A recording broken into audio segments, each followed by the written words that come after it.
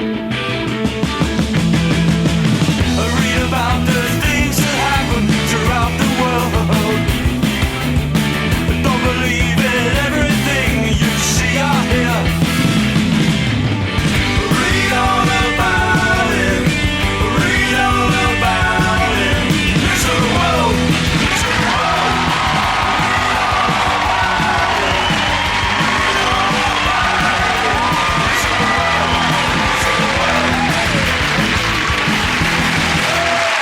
Hello and welcome to Mock the Week. I'm Dara O'Brien.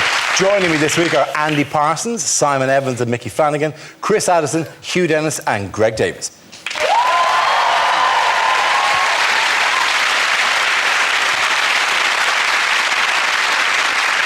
We start with a round called Headliners. Here's a picture of the Lib Dem top brass recently. But what does CRCT stand for? Is it Cable reaches centenary today? Cable remembers Crimea and Trafalgar. He's got his finger pointed at Clegg. Is it Cable reveals collaborator? Ta-da! Is it Clegg regrets couples therapy? Is it what happened next? Is it Cable reaches and caresses tenderly? Is it Cable resembles crinkly testicle? Could it be can't remember choosing them?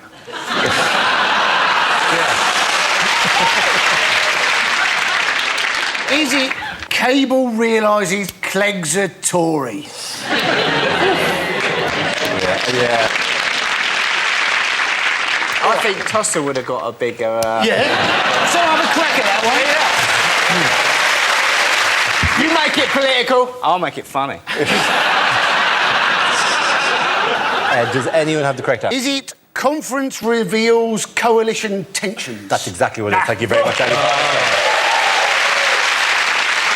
Yes, the answer I was looking for was Conference reveals coalition tensions. This is the news that the Liberal Democrat Party conference has exposed growing tensions within the coalition. The latest claim comes as the party's president, Tim Farron, says the Lib Dems have become tainted by their association with the Conservatives, comparing the coalition to a marriage that is heading for divorce.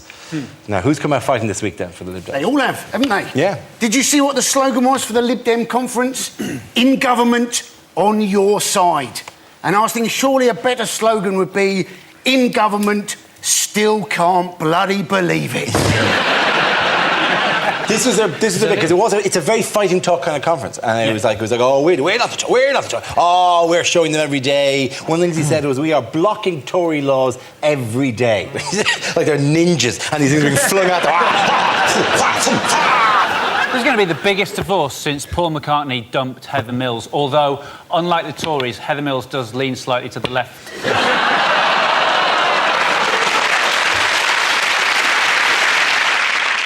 The tragedy of it is that it's on the telly, isn't it? And these are a party in power. They're sharing government, and the conferences are. And when you turn on the conference, you don't think, "Oh, look, I really must listen to all these arguments." You think, "What have they done with diagnosis murder?"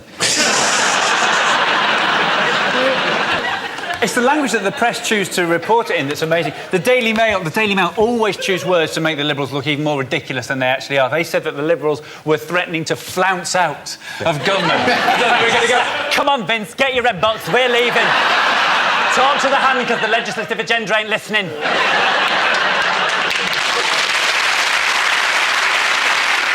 And he said we're punching above our weight. Yeah. Where I come from, that's a really bad thing. Well, you're punching above your weight a bit, aren't you?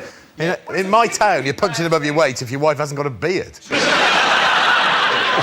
What proposal has Energy Secretary Chris Huhne announced this week? He's going to try and force energy companies to reduce prices, isn't he? Something about he is, because he thinks that people aren't getting the competition they deserve. I think the problem there is that people don't understand energy supplier.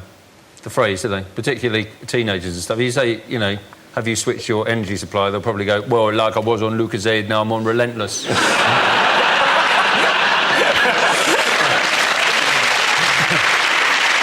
the problem. That is the voice of young Britain, right? I'm in fact on economy 7. Oh. And that's supposed to save you money because the idea is you do things overnight. But I'm not sure it does actually save you money because you tend to put the washing machine to go on overnight, then you actually forget that you've put it on. 2 days later, you go back to the washing machine, smell the clothes, think, I better put those on again. Isn't Economy 7 saving you money so long as you're using it in 1986? Not that I'm aware. I would say to you, Andy, that cookability is... And if you want to save energy, Andy, you want to fit the best fit Everest. It's called economy 7. It is called Economy 7, yeah. Andy, I've got something to say to you. Boom, boom, boom, boom. That's so blue. Leave him. Don't take the piss out of him. He's got a tiger in his tank. The funny is, I don't get any of these jokes because I grew up in Ireland. I don't get any of these jokes. How about fiddly-dee, have coal? That wasn't a popular ad in Ireland. Thank you very much. It would make things a lot easier if there was an actual difference when you switch supplier. If they went, I've gone from EDF to British Gas, and now, I don't know, it looks a bit French or something. Do you know what I mean? If it just had something about it that it wasn't patently exactly the same gas and just a different bill. What, you think the gas should come out in a different colour? Yes, I don't know, shape or something. Oh, I like this. This is new. Ooh, dun dun dun dun dun dun dun. Every so often, a Sonnet Lumiere show would go on. My father is convinced that since they switched to a French-owned electricity company, that it's coming through slower. He is sure of it. I don't know what it means. And did you think that it's kind of coming with a kind of a French... I'll be there in a minute. Why are you so desperate to have a cup of tea? I'll be there. I'm still distressed to find out that my economy 7 only existed back in the 1980s. In other news... Yes. What's going on here? Oh, that's great. Here's Louis with the over 25s. Is it the 8 stickers I need to complete my Panini... Got it. Are they the victims of a nightsman who's been gluing people to rulers? This is a campaign against selling Stella Artois. These are the women you end up sleeping with. Oh, in fact, these are the replies that convinced me to cancel my subscription on Match.com. The bloke in the top right definitely used to have his head slapped by Benny Hill. That's all right. OK. Oh, no, I think I know it's a poster for the new movie, The Unusual Suspects.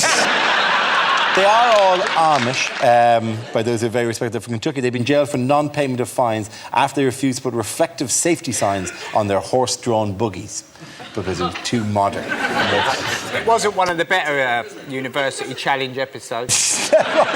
And the Amish University A versus Amish University B. I love the idea of that being a university challenge, and the scores remain 0 because neither Amish team wishes to use the buzzer.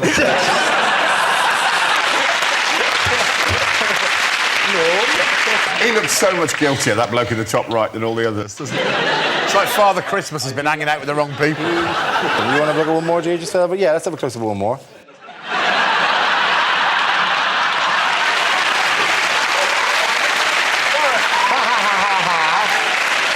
You had this up your sleeve. How I would look as a Amish. Is it like a young Ken Clark? It is Ken Clark. Are you sure it's not an advert for Regain hair foam? It would be a warning ad. I smeared it here, and it came out here. OK, at the end of that round, the points go to Chris, Hugh and Greg. Now, we play a round called Tinker, Tailor, Soldier, Stand-Up. This game involves Simon, Greg and Mickey, so if you could make your way to the performance area, please. This round is a stand-up challenge. I launch a wheel of news, and wherever it chooses to stop, one of our performers must step forward and talk about that subject. The winner is whoever I think is the funniest. OK, here we go. Let's spin the wheel. The first subject is fatherhood. Who wants to come in on that? Greg.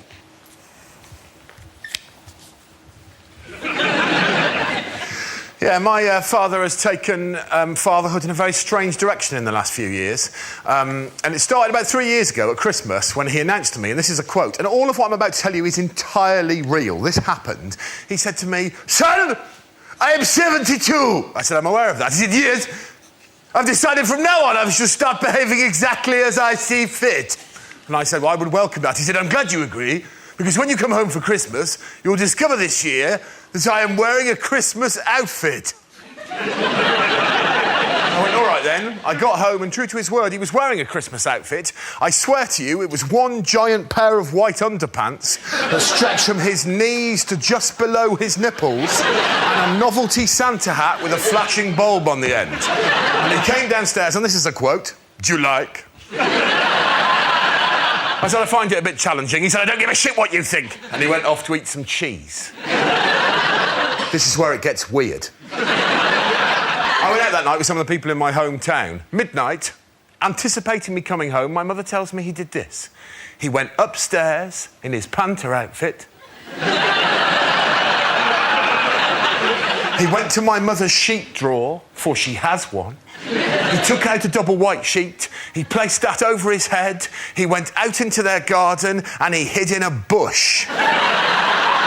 With a view to giving me, his then 40-year-old son, a bit of a scare. Presumably, my mother is so sick of his shit, she decided not to tell him something that she full well knew, that on that occasion, I'd stayed over at a friend's house.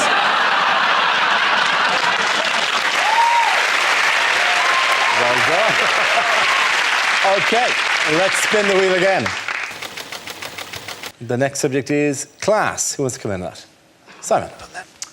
Class, yes. This is a society. Our country is a society driven by class. I was very much aware of this when I lived in Brixton for many years. Yeah, exactly. No, seriously, the streets of Brixton are littered with homeless people, vagrants, derelicts of one kind or another. It's very distressing if you're trying to pursue a middle-class path.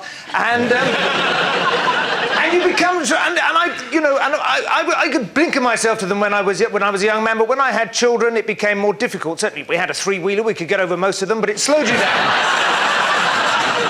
And it would puzzle me why they were there, to be honest, because, homelessness is very sad, but why, if you're homeless, would you choose to stay in Brixton? The one advantage of being homeless is you can choose where you live. A couple of hours walk, you could be in the countryside, a couple of vouchers out of the Daily Mail, you could be in the south of France by the weekend. Pick up some cheap booze on the ferry. They like a drink, don't they, the homeless, as a rule? I don't want to tar them all with the same brush. Although if you sleep on the road, that will happen sooner or later.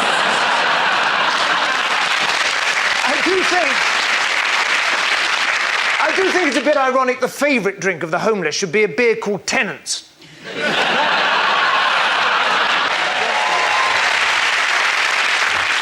OK, that leaves us with Mickey. Let's see what you've been left with. Let's spin the wheel. And subject is fashion. Now, I'll tell you about fashion. Now, a few years ago, I was looking for a new image. So I started going on stage like this, thinking that'll create an image for me. They'll go, "Oh, you've seen the geezer, stunning looking. Where's his top button done?" Right? But I subsequently found out the image this tends to create is you're a wanker. So I looked into the whole issue of it, and I'll tell you the situation with the shirt button, OK? So, because the people don't really thought of like that, they tend to undo their top button. There we go. It's better, isn't it? However, it's not enough. Still a bit too high. Still a bit of tension in the room. What you really want is one more. Watch. See that? It's palpable, isn't it? Everyone's going, whoa, thank God for that. That is the level of buttonage we require from a man going out for the evening to the all bar one. Very good. However, if I go one more, I'm suddenly back to being an arsehole again.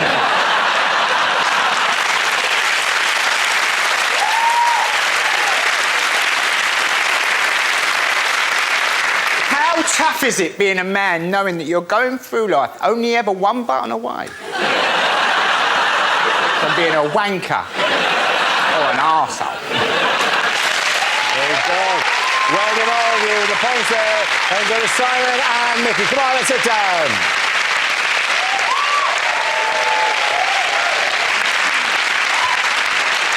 Our next round is called If This Is the Answer, What is the Question? On the board of 6 categories. Simon, which category would you like? World news. Okay, please. your category is world news. And the answer is 328 billion. What is the question? Is it measured in pounds? How fat is your mama? How many items do you get free if you buy one at Lidl? Is it how many trailers have there been for Downton Abbey? Is it, according to the Daily Mail, how many travellers are there at Dale Farm?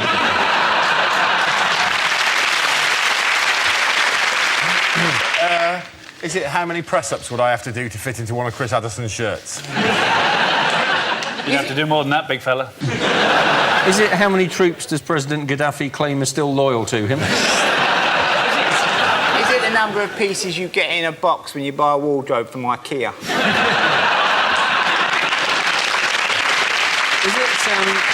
Is it how many points does Silvio Berlusconi have on his brothel nectar card? Is it, in fact, how many missed calls from Zara were on Mike Tyndall's answer phone?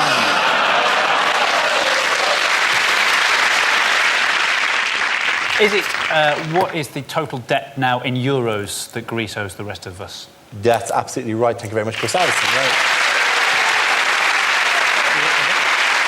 Yes, the question I was looking for is, what is the total debt faced by Greece? This is the news that Greece, whose debt is a staggering 320 billion euros, is teetering on the brink of bankruptcy. Eurozone finance ministers are in disagreement about how to bail out the Greek economy. So what progress is it making? Well, they've given the telly back to Bright House. It's bad news, though, isn't it? They owe 250 grand each. Yeah, apparently, yeah. But, I mean, it is bad news. I mean, imagine how bad Doner kebabs are going to taste when they start putting really cheap meat in them. Do you know what it is? Given the products they're most famous for, they're particularly worried about a double-dip recession. You know who I feel really sorry for in all this mess? The guy who's been charged with the job of putting all the plates back together. Because they can't afford to keep breaking them, so he's being asked to glue them back together again. It's all rubber plates now. And I'm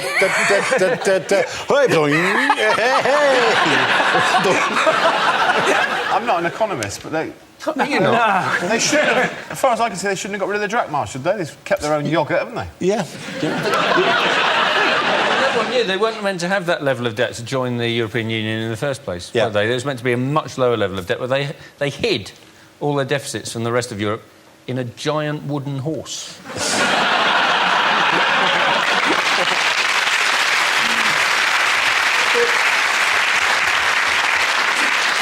What's making it worse is they're continuing to spend. That's the problem. European finance ministers are saying they've got to do some belt tightening. They can't do belt tightening. They wear togas. They look ridiculous. They look like they're in Howard's Way. Not only are they spending, they're also not paying any tax at all. Corinth, the authorities have collected, the amount of euros collected in the entire city in the last 6 months is £18,000. Nothing. Apparently, according to people claiming it, there are 12 million people, only 5,000 of them make more than 90 grand a year. They are claiming. Nobody is admitting anything. The whole country just gone, we're not paying tax. We're just not paying it. And that's why the Germans are going, now, we'll give you the money, but are you going to pay the tax? And they're going, yeah, no problem, yeah, give us the money. OK, we've got the money. What's happening there? Oh, nothing. Oh, we're just on the way to pay our tax now. My cousin Costas, he's got the envelope. He's going, OK, bye. It's not strictly relevant, but I went out with a Greek girl once. I can't imagine how this wouldn't be relevant to discussion of their economy. Did you not have much money, Greg? Yeah. I'm just throwing it in. Yeah. I was in a lift once in Greece, and this Greek man turned to me and he went, "Are you sometimes gay?" Well, it's giving you a way out there. Because it went really quiet, and he went, Are you sometimes gay? He's done a bit of travelling around France, No, hasn't he? never really. No, never. Okay. Okay, in other news, who has been granted a last-minute injunction? The travellers Yes? Yes. at Dale Farm. At Dale Farm. There is a sort of irony, isn't there, in the fact that the travellers don't want to go anywhere. It's sort of...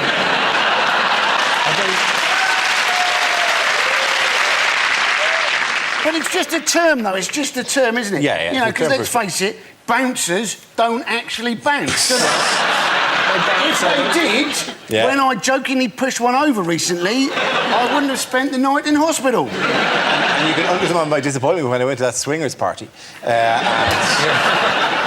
I saw one of the women interviewed from the site, and she said, "Putting a traveller in a house is like putting a traveller in a prison." But yet they're building them. You can put a traveller in a lodge. What is that character? Sounds like one of the Terrorhawks.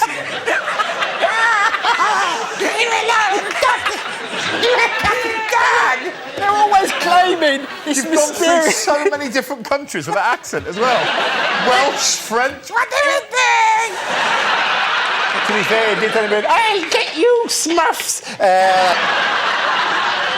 When I first heard about the story, I thought, I really hate travellers.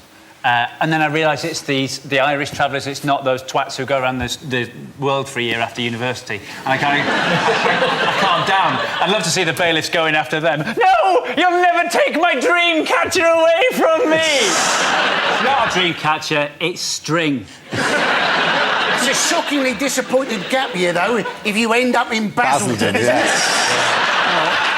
Depends where you start, I suppose. That's why the people of Basildon are so upset. They're just sick and tired of these posh people moving into the area. Who has come out and supported them? Everybody, loads of people. When I first turned the news on, there were 2 bishops and an actress turning up to a caravan site. I was hoping for some low-budget 70s porn. Didn't turn up. And then Gloria Hunniford, who it turns out wasn't there in support of them. She was there for her new show, Wish They Weren't Here. The arrival of the bailiffs was one of the biggest anticlimaxes I've ever seen. There was about 30 of them, and they had one 1970s loudhailer between them. And the lead bailiff went, "Is there anything I can say to persuade you to leave?" And there was like a Life of Brian pause. And one Speak up! Is there anything I can say to persuade you to leave? And then there was another pause, and someone went, "Fuck off!" No, did you hear the woman? She went, "I put a curse on you, I put a curse." She didn't. They're always giving it the curse. She didn't. The minute it kicks off, I put a curse on you. I thought in that case, we'll leave it then. You say where you like. Right now, everybody watching this has got their remote control going, there's something wrong with the sound. No idea. Okay, at the end of that round, the points go to Chris, Hugh and Greg.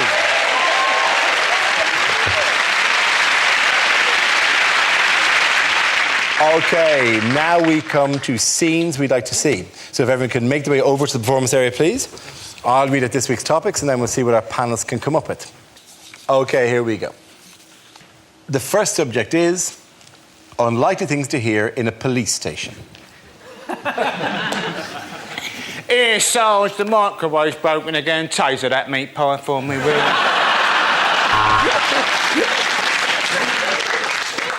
I know it's unlikely, but I don't suppose anybody has handed in Colonel Gaddafi, have they?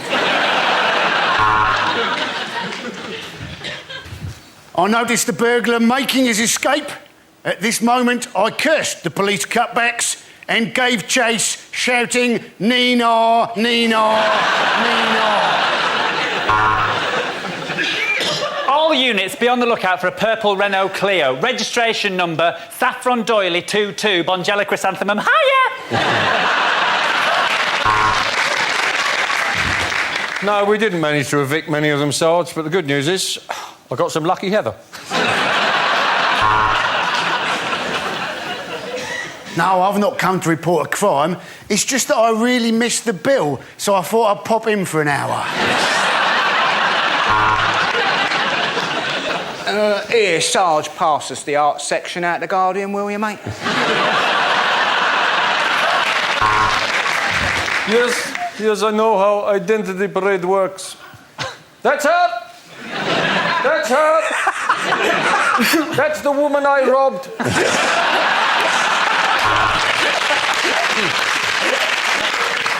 Right, listen up. We've got a new man starting. He's half man, half horse. It's Inspector Morse.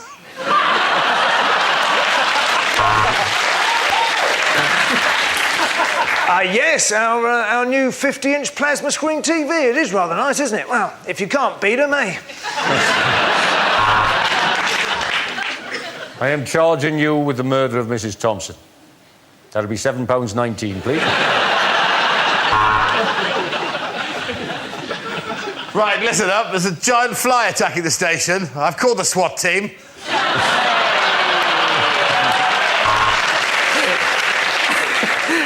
Thank God you've arrived, officer. Some bloke just jumped into the boot of my car and shot himself 14 times. Yeah, we got the tox report back. Turns out they go straight after the ticks. I was about to arrest her, Sarge, but to be honest, my bottle went because she shouted out, "I put a curse upon you! Okay, the next topic is unlikely things to hear in a science documentary. Having cloned Ian Wright, we now know that two Ian Wrights don't make an Ian wrong. Erectile dysfunction. Physical problem? Or has the wife just let herself go a bit? Well, this is incredible. This is a whole new species of miniature tiger. Oh, no, hang on, it's a cat.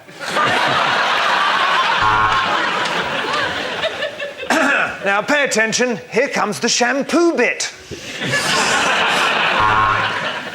We discovered the source of the quark. It's the sound made by a posh duck.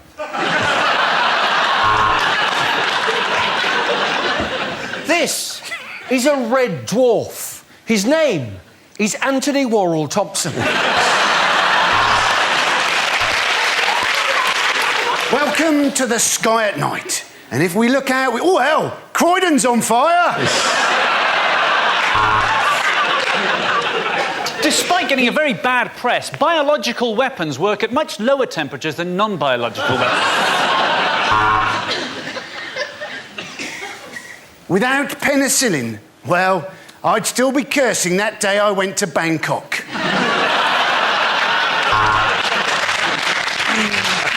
Tonight we look at the ginger community.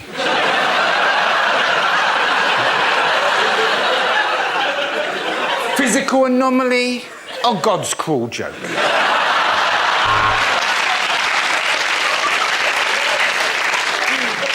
Ah, the Northern Lights. Oh no, Manchester's on fire.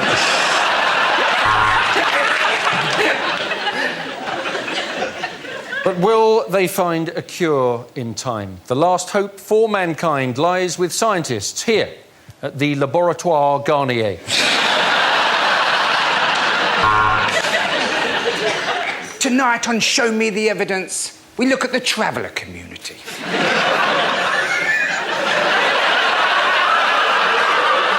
Can they really put a curse on you? And as the sperm swim towards the eggs, it's hard not to think that I've ruined this fried breakfast.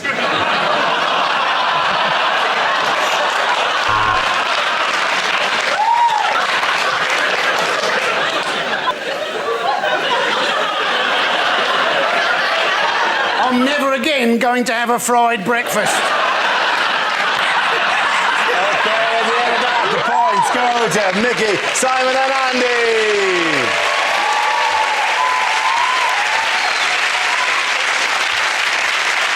And that's the end of the show. This week's winners are Andy Parsons, Simon Evans and Mickey Flanagan. Commiserations to Chris Addison, Hugh Dennis and Greg Davis. Thank you for watching. I'm Darrell Green. Good night. Dara and Comedy Chums back later at 10:10 next week. Stephen Fry and Alan Davis joined by Frank Skinner, John Bishop and Sean Locke for QI tomorrow at 10 on BBC Two. Well, over on BBC Three now, a member of the audience is in for an unusual lesson on Lee Nelson's Well Good Show.